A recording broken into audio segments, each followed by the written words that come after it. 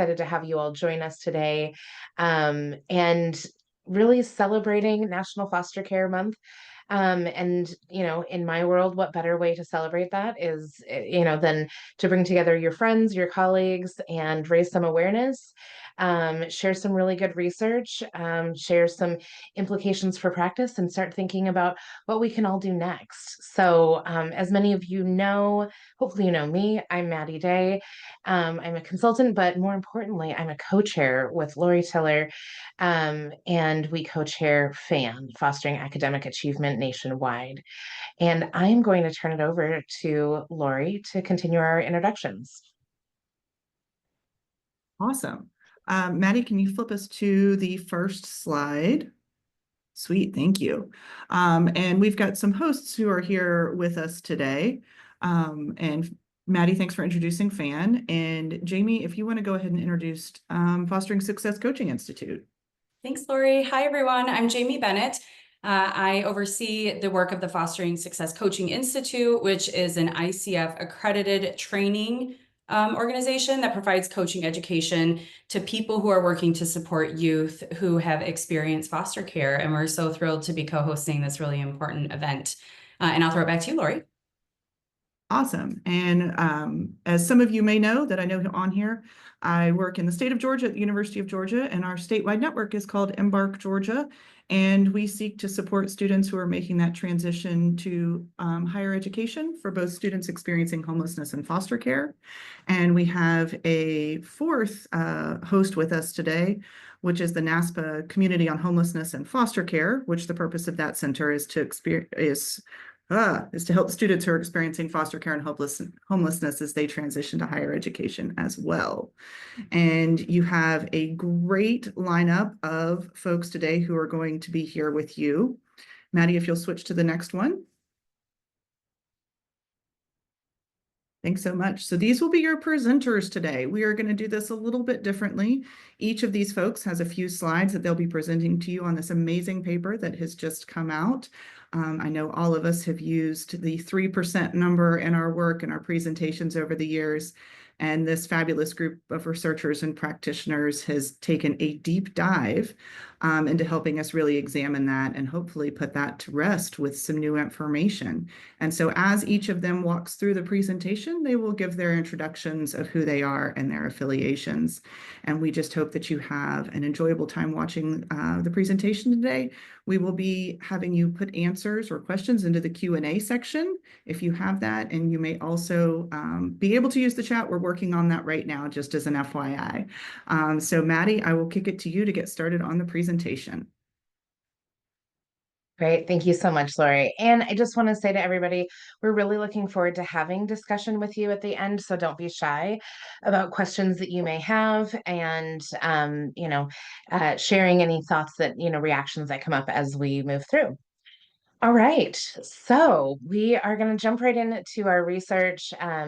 This presentation is titled Challenging the Myth of the 3%, a systematic review of educational outcomes of students with experience in foster care. And we have our amazing research team here. As Lori said, everyone will introduce themselves as we go through.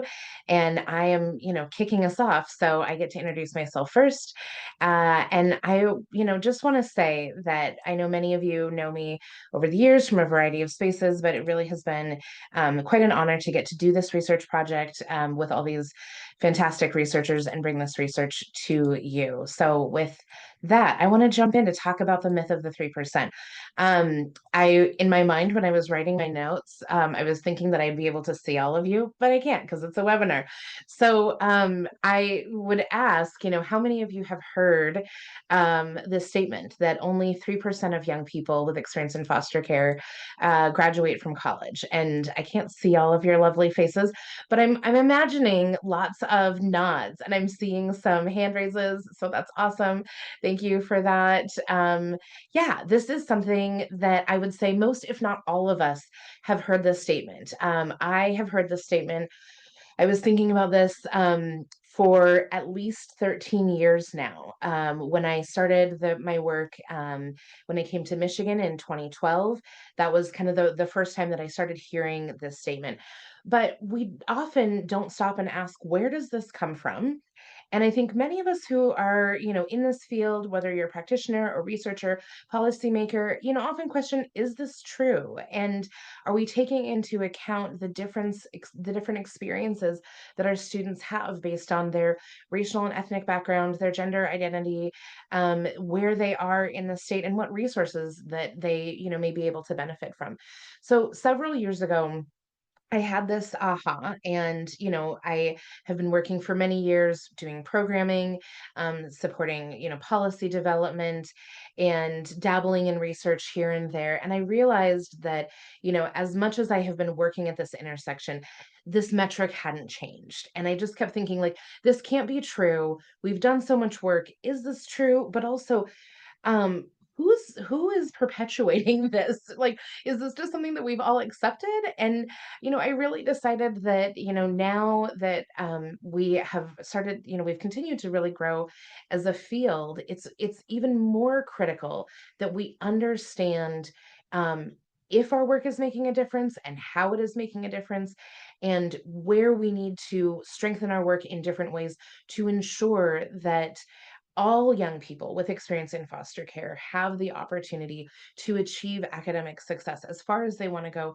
and that any barriers are reduced. And that really starts with understanding what this number is and where we are and where we need to work toward to really achieve that education equity that we are all, I think, on this call, on this webinar, wanting to achieve. And so, with that, I gave a presentation kind of, saying my piece about this in 2022 at the National Conference for Hidden Populations. And fortunately, I was joined by these amazing folks on this team, and they engaged in this research with me to really understand and shed a light on where the 3% came from, what that number is, what our education outcomes look like today, and what we need to consider to improve those outcomes for the long term.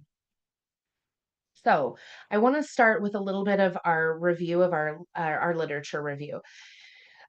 So we have 5 different pieces that we want to dive into. I'm just going to do a very high level because we have much more important things to get to.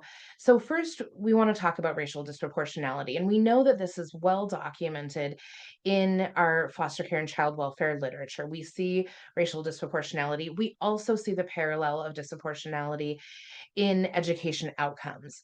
However, there is very little research that seeks to address this intersection of racial disproportionality in both child welfare and education outcomes. So this is something that was, really a driving question for us, but also a driving part of the literature that we wanted to contribute to.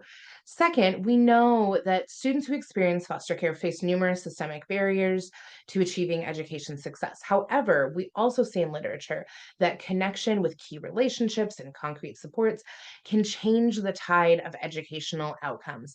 I've often said in my practitioner world that the people make the money move. You can throw money at students all you want, but people help those students to connect to the money and help those students actually move that money in ways that help to reduce the barriers that they see. Third, we know that there are these early studies on educational outcomes for students with experience in foster care, and these studies really put this population on the map. The studies that I, reference and that we talk about in our paper are Willanen's 2005 report, Higher Education Opportunities for Foster Youth, a Primer for Policymakers, and that reported that 50% of students with experience in foster care graduate from high school, and only 20% of students who experience for foster care complete secondary school will go on to enroll in post-secondary education. Another study that is often referenced is Pecora's 2005 study on the Northwest Foster Care Alumni Study.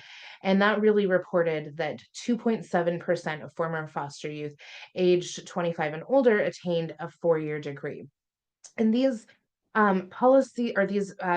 these research papers were so important and so critical At the time, they informed my early work and my early career, but they were very limited in scope and representation. And they also were representative of a time before major federal and state legislative changes. The fourth piece that we talk about is how recent studies have been able to provide a more nuanced understanding of educational experiences and outcomes, but many are limited in sample size. There's selection bias, there's low response rate, and the representativeness of the sample or the age at which outcomes are measured does not correlate with what we know is really the appropriate trajectory to measure education outcomes for student populations. And finally, what we know is that there have been significant gains to federal and state policies in the last 25 years. When we think about Chafee having just turned 25, that's tremendous. And yet, we also know that many of those policies fail to be fully realized due to inconsistent implementation. So I want to just say very briefly, I'm not going to go like full policy wonky on this, though I love to, because it's interesting to think about. You know, we reference this issue in the literature about the, you know, how critical it is to understand the federal policy timeline, and that it's just so foundational to the development of the field of foster care and education. Um, and when we consider the early studies that really informed this 3% narrative. Remember, I said it was 2005 when those studies were coming out. Much of that research was really based on populations that were moving through foster care and graduating right around 1999 and the year 2000. So we're at the very early stages. So you can see how much has changed in this landscape. And of course, this is really a federal landscape. And many of you know that the statewide landscape has changed even more dramatically, right, for young people. So I just want to underscore, you know, what we know as policy that has supported this population, and just the opportunities for us to really consider the impact of that going forward. So the last thing that I want to say is here are our research questions. So we really focused in on three main research questions, and they are: what are secondary or high school completion rates, post-secondary education enrollment rates, and post-secondary completion rates for students with experience in foster care? We also sought to know, how do the rates of students with experience in foster care and their outcomes compare with young people in the United States, across the United States? And what are the differences by race and ethnicity in secondary completion rates, post-secondary enrollment, and post-secondary completion rates for students with experience in foster care? And with that, I am going to turn it over to my colleague, Lisa Jackson. Thank you, Maddy, for really providing such a thorough foundation for our decisions to do this systematic review. I appreciate that. So everyone, I'm going to talk a little bit about our methods section. Our team decided to use Prisma P, the preferred reporting items for systematic review and meta-analysis protocols. It's a systematic review was conducted between October 2023 and April 2024. We included quantitative studies with representative samples of students who had experience with foster care, and we included peer-reviewed journal articles, white paper reports, and books and book chapters. Those were considered eligible for our review. Next slide, please. Our 6 inclusion criteria. Well, first, the publication had a representative sample of youth who were in the foster care system on or after their 13th birthday. We selected age 13 because this is the cutoff used for FAFSA that designates students who were in foster care at any point since turning age 13 to be an independent student for financial aid purposes. Next, second, survey data response rate had to be at least 60%. A 60% or greater response rate is often considered adequate for addressing any concerns about non-bias response rate. The study must have assessed at least one of 3 outcomes up to a certain age: rate of secondary completion, either a high school diploma or GED, when study participants were age 21 or older; the rate of post-secondary education enrollment when study participants were 21 or older; and the rate of post-secondary education completion when participants were age 25 or older. Since students with experience of foster care often complete educational milestones at a later age than their peers, those age specifications were used to ensure outcomes were assessed up to a reasonable minimum age. Study participants had to be in the U.S. foster care system at some point in 2000 or later. And as Maddy just touched on, right, a key federal child welfare law that earmarked $140 million per year for older youth in foster care was enacted in 1999. So that 2000 mark really, it designates a critical shift in federal child welfare policy aimed at supporting the transition to adulthood for older youth in care. The study had to be published in 2000 or later, and the study was also needed to be published in English. Now I'm going to go and hand this off to my colleague, Jane Lee. Lisa, before Jane jumps in, can you introduce yourself and then we'll have Jane introduce herself? Sure. My name's Lisa Jackson. I'm an assistant teaching professor at Florida State University's College of Social Work. I was a practitioner and still continue to consult for our campus-based support program here for a minute now, 11 years, I guess. And I'm also a PhD candidate in our higher education, educational leadership policy studies at FSU. Thanks, Maddy. Okay, hi everybody. My name is Jane Lee, and I'm at the University of Connecticut School of Social Work as a doctoral student. And if you could go to the next slide, please, Maddy. Yeah, so I will walk through the Pina diagram for everybody. And I know that there's lots of little boxes and things like that, but I'll break it all down for you. So we started our search of the publications that we wanted to use in our systematic review. Started with 9 academic databases, and these were databases like Scopus or Academic Search Premier. And so we also, because it wasn't enough just to use the academic databases, we also wanted to include results from non-academic databases and other search engines such as Google or looking at databases, the NOITD reports as well. So if you could go to the next slide, please, Maddy. So you'll see in the top 2 boxes on the top that are that the publications that we yielded from the 9 databases were 3,527 publications, and we added another 99 publications by looking at other related searches, which were results of the backward and forward reference chaining and the use of commercial databases such as Google Scholar. The searched items that we used were based on literature reviews and also on testing them in the databases. So there were 2 groups of search terms, and the first search group was those related to SEFE, such as foster youth or foster care alumni. And then the second grouping of words that we used had to do with educational outcomes, such as higher education or post-secondary. Okay, so if you go to the next slide, please, Maddy, thank you. So we took all those thousands of publications that came up from our initial review, and then we threw them all into a reference manager called Zotero, and then we used the native functionality in Zotero to deduplicate them. Almost half of them were duplicates, and so after the deduplication, we were left with just over 2,800 publications. We then imported those into Rayan, which is another tool to do the screening. Next slide, please, Maddy. Thank you. So in Rayan, we conducted 2 rounds of blind reviews.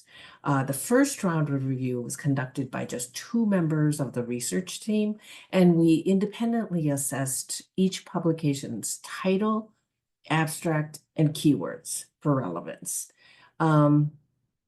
We arrived at greater than 98% agreement on the exclusions and inclusion decisions. But for publications where we had a conflict, we met to review and discuss the publications until we reached a consensus. Next slide, please. Okay, so we'll move to the next box. And so after this first round of reviews, we were left with a total of 74 publications. And those 74 moved on to the second round of blind testing.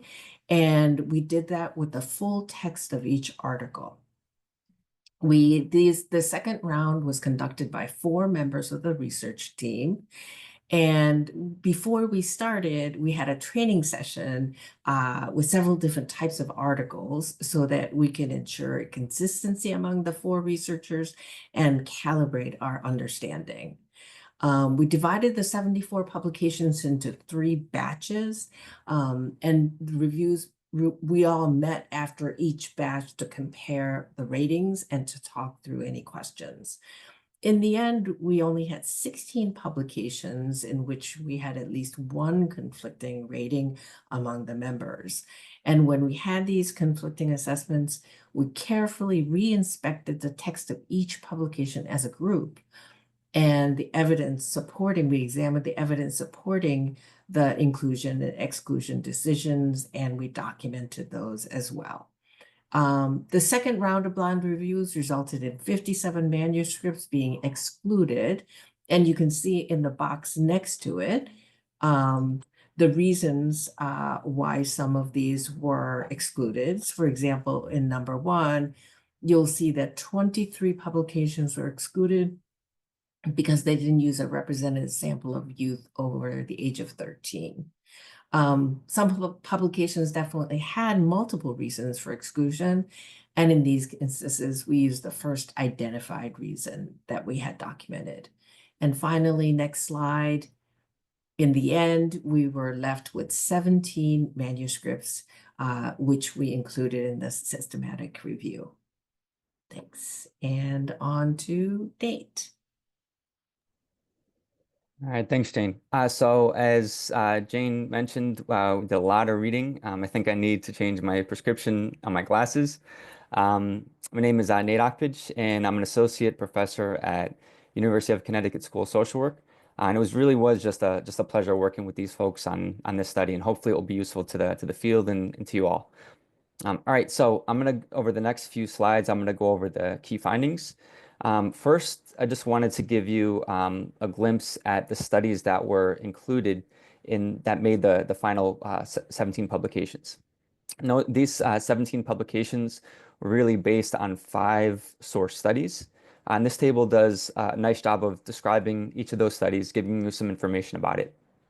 So we have a study name, what the sample was based on of the study, what types of data sources they used, which of our 3 main outcomes were assessed, and then whether the study included a comparison by race or ethnicity. So the first study is cited, which many of you know as the National Youth and Transition Database. There were 4 completed cohorts of cited, 3 by the time we did this study. We didn't include the first cohort because the response rate wasn't that great. This is national in scope, and it's based on surveys of representative sample of young people age 17 in U.S. foster care. And from this study, we were able to assess high school and GED completion by age 21. And there was not a comparison by race or ethnicity. Second study is the Midwest study. Took place in the early 2000s, was based in Illinois, Wisconsin, and Iowa. This study collected survey data from youth, but then later on, administrative data was also obtained about educational outcomes downstream. This study was able to assess all 3, so high school GED completion, college enrollment, and college completion, and comparisons were made by race and ethnicity on these outcomes. Next is the Cal Youth study. It's based in California, as the name implies. It's also similar to the Midwest study. It collected data from representative sample of young people in California foster care up to age 23. Later, the data was supplemented by administrative data that allowed to look at college enrollment and completion up to age 27 or 28. The study also assessed the trifecta of outcomes that we were interested in, and it also compared differences by race and ethnicity on these outcomes. Next, we have a study that was conducted by the Urban Institute. The purpose of this was really to look at how many eligible youth in foster care receive an education and training voucher. It's based on a sample of 10 states completely based on administrative data collected from the National Student Clearinghouse, and they were able to assess college enrollment by age 21 in this study. And there was comparisons by race and ethnicity. Finally, we have a study based in Illinois that relied on administrative data. And from this study, we were able to glean college enrollment estimates. And there were not comparisons made by race or ethnicity. Next.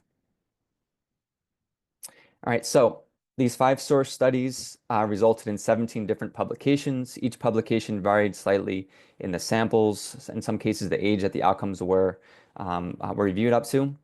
And just to give you a sense of the breakdown of where you can find these. 10 of them are reports in the gray literature.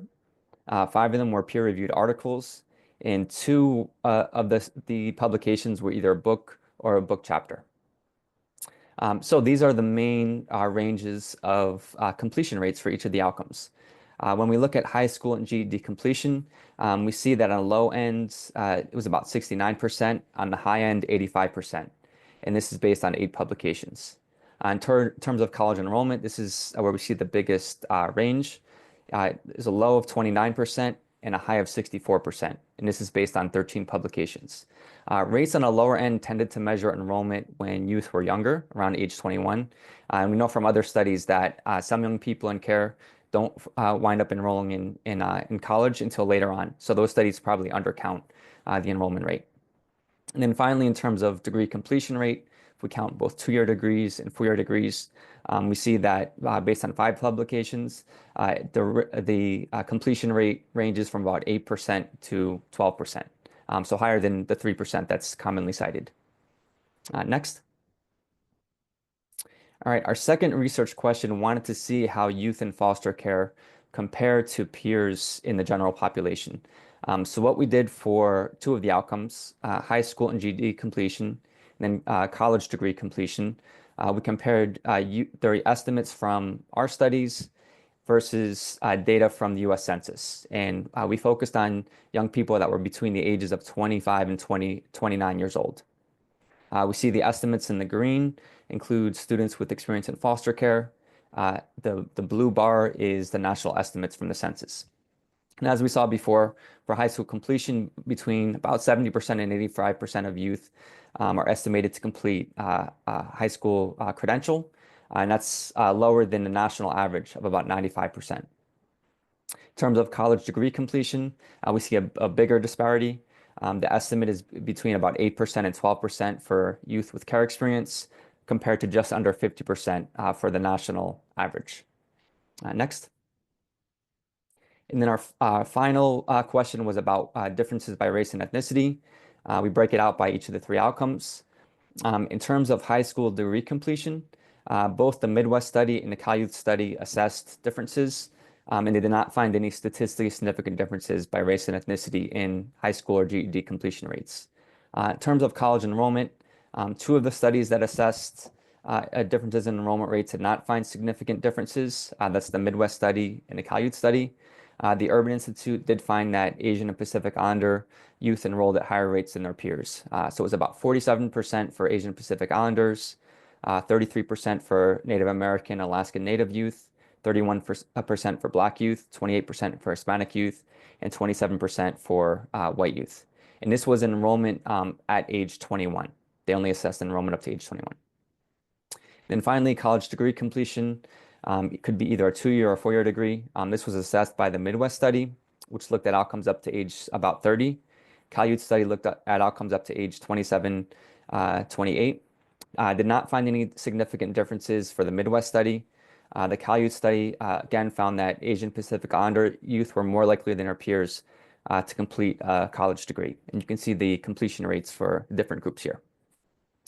All right, next, and I'm going to pass it over, I believe, to Kenyon. Hello, good afternoon, everyone. I'm Dr. Whitman, Assistant Professor of Higher Education at the University of Nevada, Las Vegas. And so our first research question found that secondary and post-secondary education completion rates are higher than rates that are commonly reported in public discourse. Many website agencies, as we know, and even government offices report that about half of students with experience in foster care finish high school. 20% enroll in college, and 3% earn a college degree. However, as it was just outlined, our review found that high school and GED completion rates range from 69 to 85%, and post-secondary enrollment rates range from 29% to 64%. And then degree completion rate range from 8% to 11%. And then so on our next slide that talks about our second research question, found that rates of educational attainment are lower for students with experience in foster care than their peers in the general population. So our findings find that there is a 10 percentage point difference or more between students with experience in foster care and their peers in high school / GED completion rates.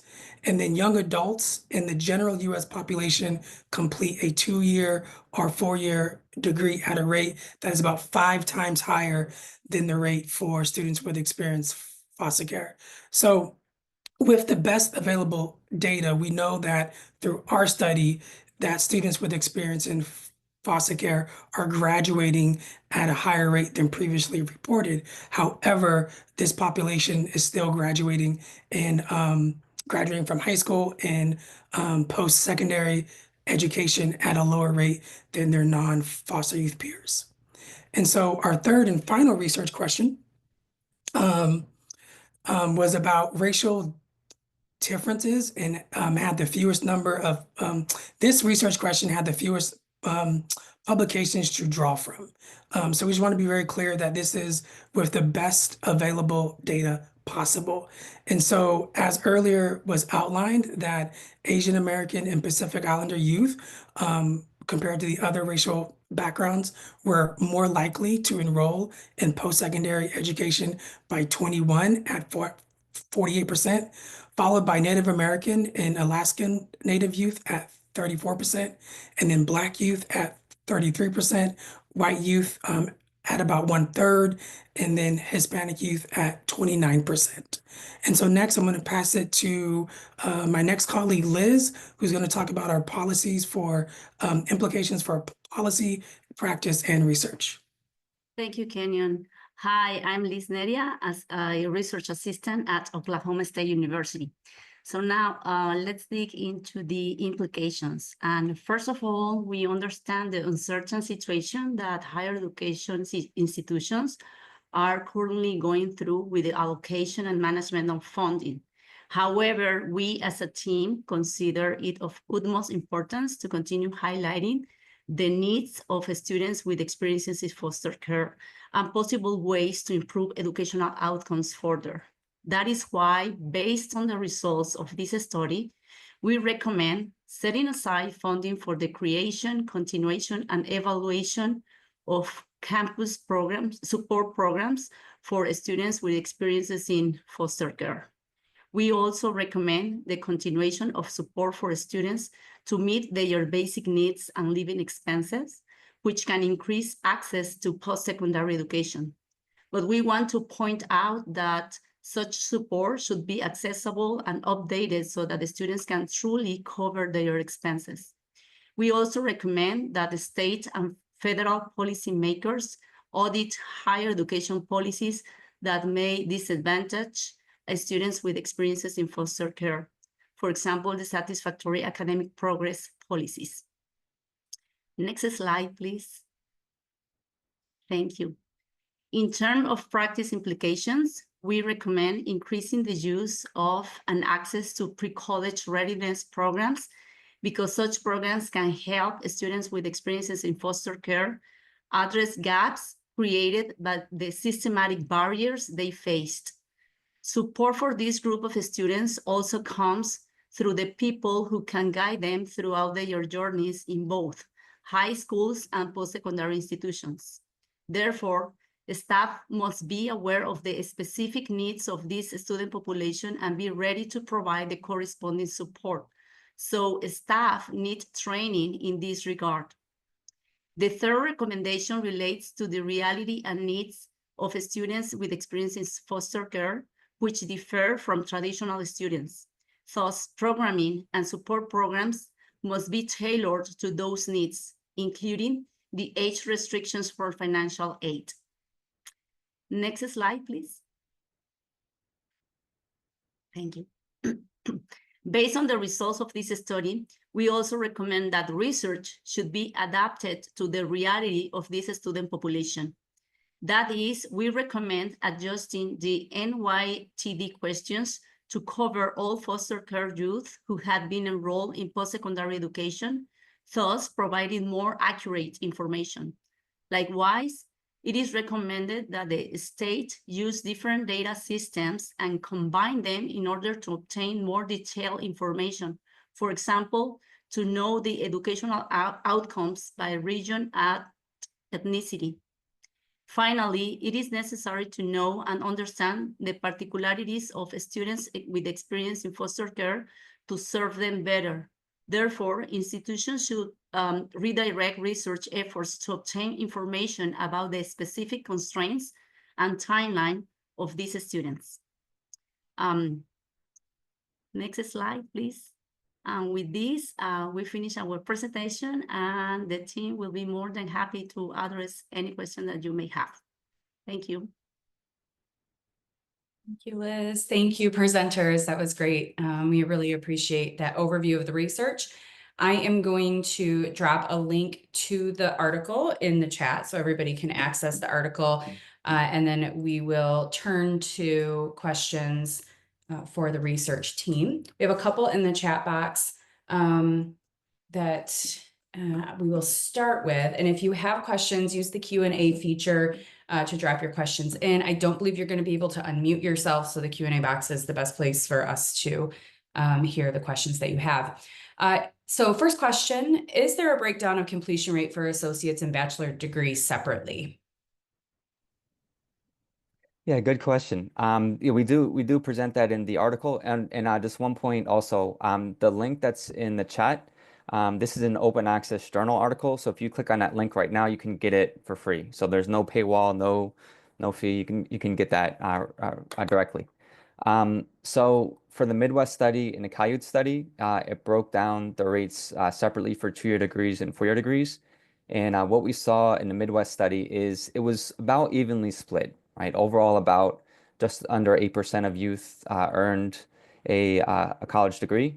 The rate was about 2% for 4% for 2-year degrees, associate's degrees, and then 3.7% for 4-year degrees. Cited study, the 4-year completion rate was a little higher than the 2-year completion rate. So overall, about 12% of youth earned a degree. It was 6.8% of 4-year degrees and 5% for 2-year degrees. So this was an interesting finding because we know from other studies that by and large, when youth with care experiences enroll in college, most likely they enroll in 2-year colleges, especially as their first college. But we see that the 4-year completion rates are on par with or even a little higher than the 2-year completion rates. And that's partly because some young people start in a 2-year college, but they use it as a stepping stone to transfer to a 4-year college. But then another major reason too is just in general, for this general population of students, for completion rates at 4-year colleges are higher than 2-year colleges, and that's the same for youth with care experiences. So great question. Thanks, Nate.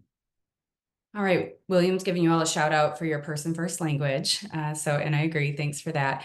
And then a curiosity around search terms. So William asked, given the variation in terminology, such as current foster youth, foster care alumni, et cetera, was it difficult to capture the full scope of relevant literature and ensure consistent meaning across studies?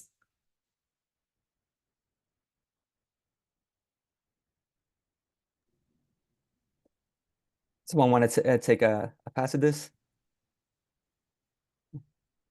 So one of the things that we did when we were thinking about search terms is we wanted to be as broad as possible. So as Jane described a little earlier, when we were looking at terms that were used to describe the students, we looked at the literature and we also consulted with experts. And we wanted to say, give us all possible terms that have been used to describe this population, right? So foster youth, students with foster care experiences, foster care alumni, foster alumni, and so forth. There were probably more than half a dozen, maybe about a dozen terms. And so if any publication included any one of those terms, they were included. So we tried to just cast as broad a net as possible. We did the same thing on the side for educational outcomes. So if a study mentioned college or post-secondary education or four-year degree or associate's degree, any of those terms would have been included, would have been caught in our net. And I just want to add, we did do some testing with the terms as well. So we ran several combinations of terms in order to assure that we got the broadest net as possible. Thank you. All right, a question about the FAFSA. So Adam asks, in 2024-25 award year, FAFSA removed a web-only question that asked students if they previously experienced foster care, which was different from the dependency question around experiencing foster care at the age of 13 or older. Do you see any impacts with that question being removed? I'll jump in, and Lisa, I'm curious if you are seeing things in Florida, but I think, as we know, the FAFSA, the new FAFSA rollout was rough. And so I think what that really confirmed was the importance of young people being connected to adult and professional supports that can help them navigate that process. I think ultimately we know that there's, a variety of challenges for young people just in completing the FAFSA. As much as we have tried to advocate for simplification, sometimes that in some ways makes it more complicated, but it's critical. And, we touched on this in our, implications that having people support people connected to young people is really one of the biggest factors that we see moving young people into post-secondary education. I I think that where this comes in is for post-secondary institutions being able to identify young people in conjunction with their financial aid departments. I think that we will see young people, there being a lag of young people being aware of the resources and financial supports, aware of them, and support programs having a harder time identifying young people because they will not be able to just do a simple query as they have been before with the FAFSA. Lisa, do you want to add? I completely agree with your assessment. And I think a big piece of that is, as you mentioned, getting them connected to people who can help them navigate this situation. I think offices of financial aid across the country are also trying to navigate this challenge. Many institutions across the country, including Florida State, have added components of their admissions application for first-time in college students that ask them if they have been in foster care, for us, experienced homelessness, relative care, awarded the state, so that we can early identify them with or without a FAFSA question. So I think that's a component that, can be added for those institutions that are willing and able to do that. But I do really wonder how this is going to impact things long term if it stays.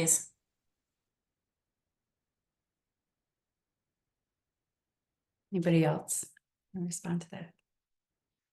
Yeah, I just want to say I think it will impact young people. They don't always know exactly when they entered care. They could be living with an auntie, but don't understand it's through a kinship placement. They might not know the age that they always entered care. So I think it's helpful to have a question that kind of states, have you ever experienced care?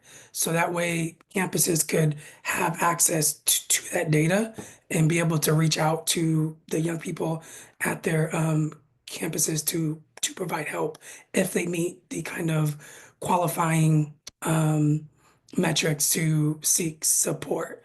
I rather cast a larger net and let the individual campuses decide how they support those young people versus on the front end already have such a narrow way to identify young people who experience care.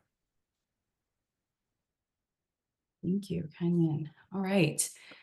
Did any of the studies you looked at include a useful breakdown of this data by other measures within the foster care system, such as placement type, time and care, et cetera?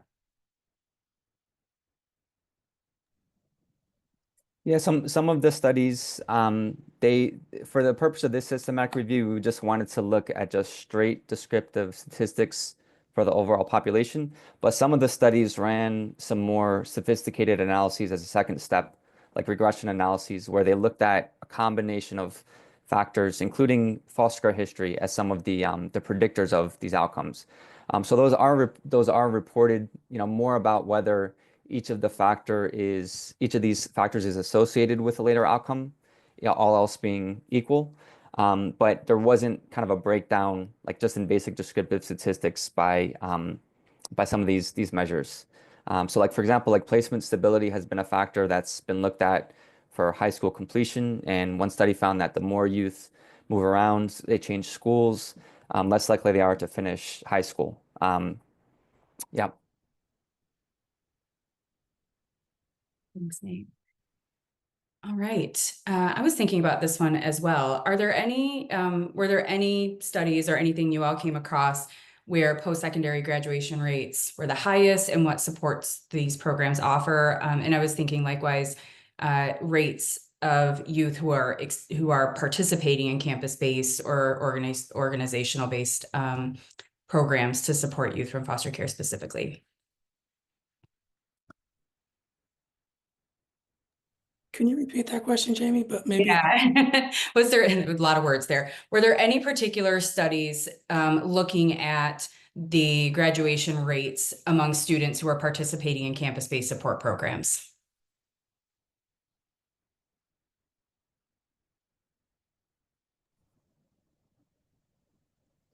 I guess I could jump in. So let's say, first thing one is like just comparing, let's say, state by state graduation rates. It's difficult because it's kind of comparing apples and oranges. Studies were done at different times. And one of the big limitations that we don't have kind of good, consistent data across states that look for, a long enough time to look at college completion, for example. The urban study does give a breakdown between states at enrollment, and we definitely do see differences from one state to another in college enrollment, at least up to age 21. And then in terms of, Jamie, what you pointed out, things like extended foster care, campus support programs, there has been research on extended foster care that used, pretty good methods. And what we've seen so far is that more time in extended care helps youth to finish high school and to enroll in college. We haven't seen a significant impact on them graduating from college. So it really is kind of a good entryway. This comes to campus support programs. Really early in the research, a lot of the studies on campus support programs will highlight a campus program, describe it, report the graduation rates for students that participated in the program. Sometimes they compare against, general body of students at that college.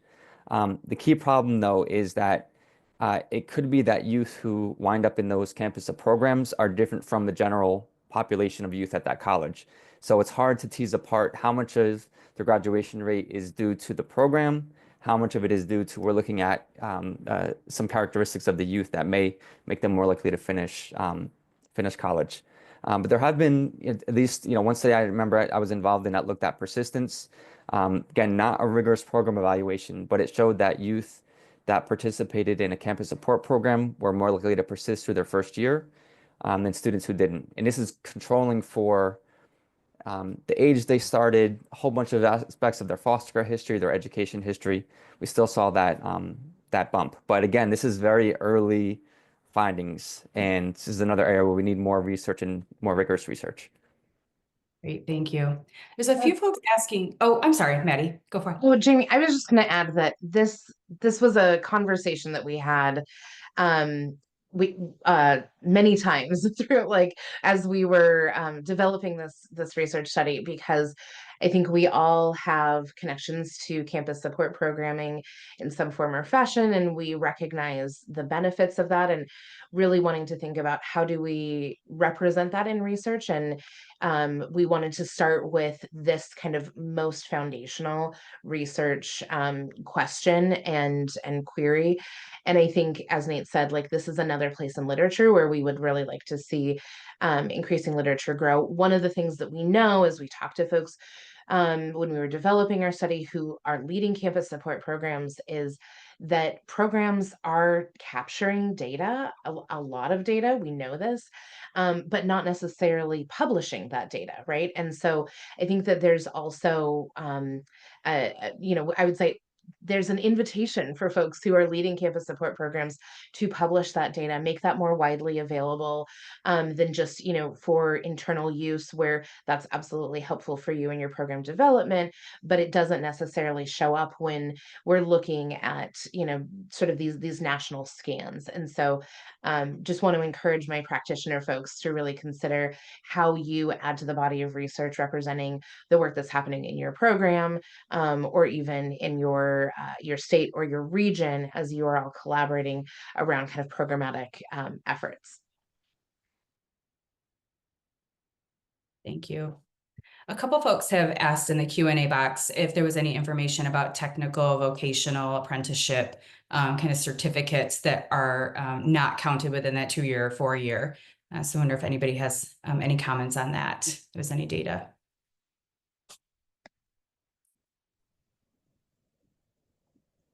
Yeah, so I guess I could start us off. It's a great question. I think historically a lot of the focus has been on degrees, which is unfortunate because, you know, some young people, they just actively decide not to go for a degree, but they want to go for a vocational certificate, which is, you know, great fields and can really lead them into, you know, to work that's well suited for them, and that's rewarding.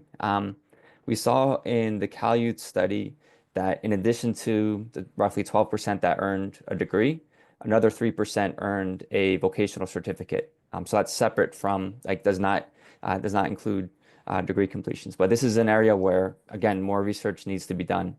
There's going to be a report that's going to come out in the next few months, based in California, that looks at a representative sample of, you know, almost 70,000 students who enrolled in community colleges in California. And that study will be focused on both degrees and vocational certificate completion. So I think word is getting out. People are paying more attention to this. And hopefully in the next, you know, coming years, we will have more information on this. Yeah. It's not college or bust. Yeah. Thanks, Nate. All right, I think we have time for maybe 1 or 2 more questions. As Lori put into the chat, we probably are not going to get to all the questions, but we are hanging on to them, and we will make sure to address your questions and get those answers to you along with the recording. A great question from Kate in the chat is, can you see trends over time, and are our efforts in this work making a difference? Which I thought was a really important question. So I'll throw that to you all.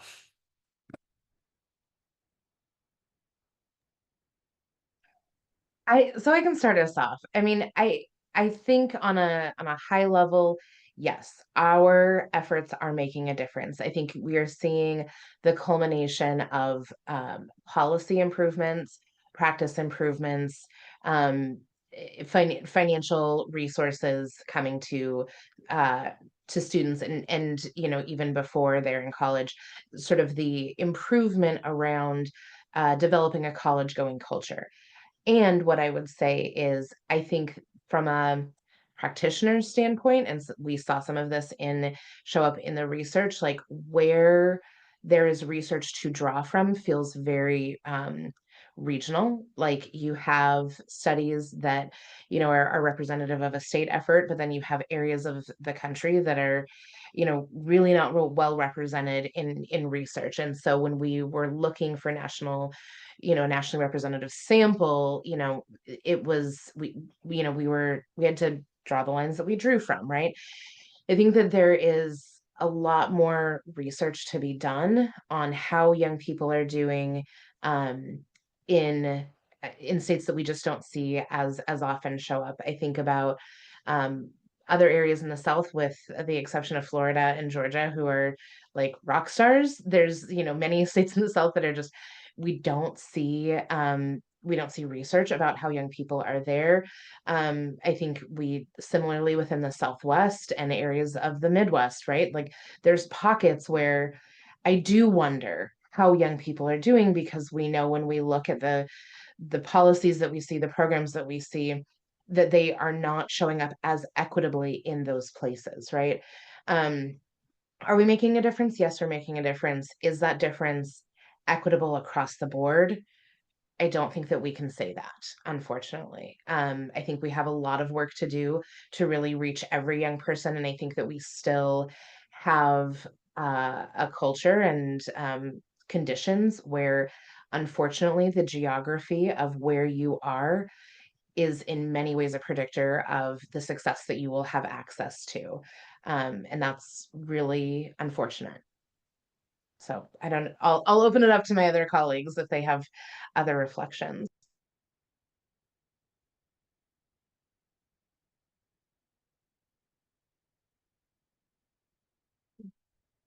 Thanks, Maddy. I actually would love, I'm going to just ask one more question. A few folks want to comment on it to wrap us up. So why do you all think this shift away from the 3% narrative is important? And what recommendations do you have for us all to help disseminate this idea of it's not the 3%? How can we contribute to a change in the narrative? Well, I think it's important to be accurate in our data reporting. I used to direct a Guardian Scholars Program for 6 years at UC Riverside. And so I've written many grants. And oftentimes you want to kind of craft a narrative of like need. And when you see that 3%, it's kind of jarring, right? So you put that in a grant or you put that like on a website to kind of drum up support, right? However, we do see that the numbers are slightly higher, but there still is a grave need to support these young people, right? So I think we could do both, and I think we could be accurate in our data reporting and also still advocate for resources and having their needs being met at our college campuses. So that's kind of where I think the shift needs to go. And I don't think that even the current outcomes is nowhere near where it should be and also could be if this population had the right supports in place. Go ahead, Go Nate. ahead, Maddy. No, go ahead, Maddy.